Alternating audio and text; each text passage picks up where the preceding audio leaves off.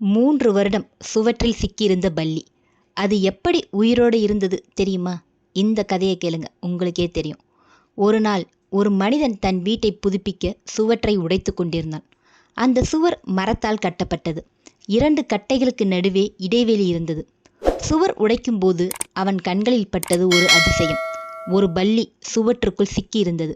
அவன் நெருக்கமாக பார்த்தபோதுதான் தெரிந்தது, வெளியில் இருந்து அடிக்கப்பட்ட ஒரு ஆணி அந்த பல்லியின் காலில் ஊடுருவி இருந்தது. அவன் அதிர்ச்சியில் நின்றான். ஏனெனில் அந்த ஆணி அடிக்கப்பட்டு குறைந்தது 3 வருடங்கள் ஆகியிருந்தது. 3 வருடமா? அப்படின்னா இந்த பல்லி எப்படி உயிரோடு இருக்கும் என்று அவன் ஆச்சரியப்பட்டான். அவன் வேலையை நிறுத்தி அந்த பல்லியை கவனிக்க ஆரம்பித்தான். சிறிது நேரம் கழித்து இன்னொரு பல்லி அங்கு வந்து சேர்ந்தது. அது தன் வாயில் கொண்டு வந்த உணவை சுவரில் சிக்கியிருந்த அந்த பல்லிக்கு ஊட்ட ஆரம்பித்தது. அதை பார்த்த மனிதன் முழுக்க அதிர்ச்சி அடைந்தான். 3 ஆண்டுகளாக ஒரு பல்லி தன் சக பல்லியை விட்டுவிடாமல் எந்த எதிர்பார்ப்பும் இல்லாமல் உணவு கொடுத்து காப்பாற்றி வந்தது.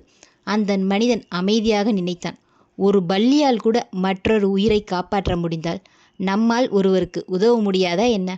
இந்த கதை உங்களுக்கு பிடிச்சிருந்தா லைக் பண்ணிவிட்டு சப்ஸ்கிரைப் பண்ணிக்கோங்க. அப்படியே நீங்கள் கடைசியாக யாருக்கு உதவுனீங்கன்னு கமெண்ட் பண்ணிடுங்க. தேங்க்யூ.